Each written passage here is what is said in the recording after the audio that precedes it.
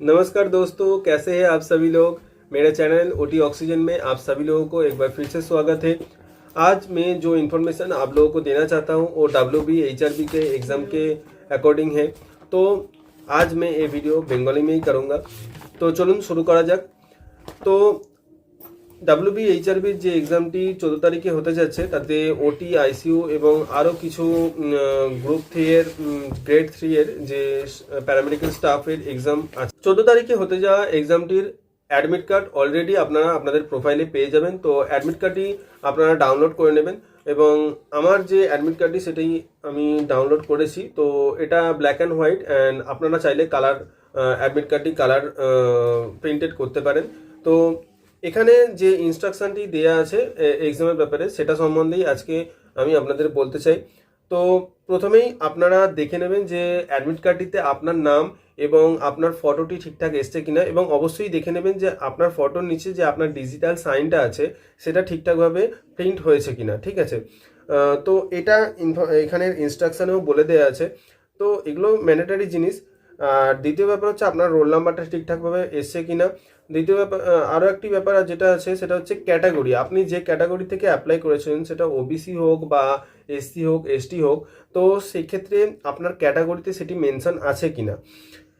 আর আপনার date of বার্থটি অবশ্যই দেখে নেবেন। কিছু ক্ষেত্রে যদি এজ রিল্যাক্সেশনের ব্যাপার থাকে বা এজের কাট অফের ব্যাপার থাকে সেক্ষেত্রে আপনার প্রবলেম হতে পারে। আপনার অ্যাপ্লিকেশানে যেটি দিয়েছেন তার সঙ্গে অবশ্যই এগুলোকে মিলিয়ে নেবেন। হ্যাঁ, এবং আপনার এক্সাম সেন্টার তো অবশ্যই দেখতেই হবে। যেমন আমার এখানে TCS গীতবিতান এক্সাম পড়েছে। তো আপনাদের মধ্যে কার কার TCSে পড়েছে অবশ্যই আমাকে কমেন্টে জানাবেন। এবং এক্সামের রিপোর্টিং টাইম দেয়া আছে 9:30 থেকে, এবং এক্সামটি শুরু হবে 11টা থেকে 12টা পর্যন্ত। 1 ঘন্টার এক্সাম থাকবে, এবং আমি যতদূর জানি যে 100 নম্বরের এক্সামটি হতে চলেছে। এবং এখানে আরও কিছু কিছু জিনিস যেটা বলে দেওয়া আছে খুবই স্ট্রিক্টলি, যে হল টিকিটটি অবশ্যই আপনাদের সঙ্গে নিয়ে যেতে হবে এক্সাম সেন্টারে প্রবেশ করার জন্য, এবং আপনার কাছে অবশ্যই একটি ভ্যালিড ফটো আইডেন্টিটি প্রুফ থাকতে হবে, যেটা হচ্ছে আপনার ভোটার কার্ড, আধার কার্ড, প্যান কার্ড বা আপনার ড্রাইভিং লাইসেন্স হতে পারে, এবং আপনার পাসপোর্টও হতে পারে। তো এখানে আরও কিছু জিনিস অ্যাড করা হয়েছে, যেমন মাধ্যমিক এবং উচ্চ মাধ্যমিকের আপনি কি লেখা আছে এখানে মার্কশিটও নিয়ে যেতে পারেন। তো সেটাও ভ্যালিড আইডেন্টিটি প্রুফ হিসেবে গ্রাহ্য হবে। এবং আপনারা আরেকটি কাজ করবেন, যে যে আইডেন্টিটি প্রুফটা আপনারা সাবমিট করছেন তাতে যেন আপনার নাম এবং ফটোটি ঠিকভাবে দেখা যায়, এবং সেই নামের সাথে যেন আপনার অ্যাপ্লিকেশনের যে নামটি আপনি দিয়েছেন তার মিল থাকে, নইলে কিন্তু এটা খুবই প্রবলেমেটিক হতে পারে আপনার জন্য। আরও একটা ব্যাপার, যে আমরা যারা টেস্ট দিতে যাচ্ছি অনেক দূর থেকে, তারা চাইলে আগের দিনে গিয়ে সেখানে স্টে করে এক্সামটি দিতে পারেন, যেটা এখানে 4 নম্বর পয়েন্টে বলা হয়েছে। এবং যাদের বাড়ি আশেপাশেই আছে তারা তো অবশ্যই নিশ্চয়ই একদিন আগে থেকে যাবেন না। এবং 5 নম্বর যে পয়েন্টটিতে বলা আছে, PWD ক্যান্ডিডেট যারা আছেন তাদের অবশ্যই ভ্যালিড PWD সার্টিফিকেট নিয়ে যেতে হবে।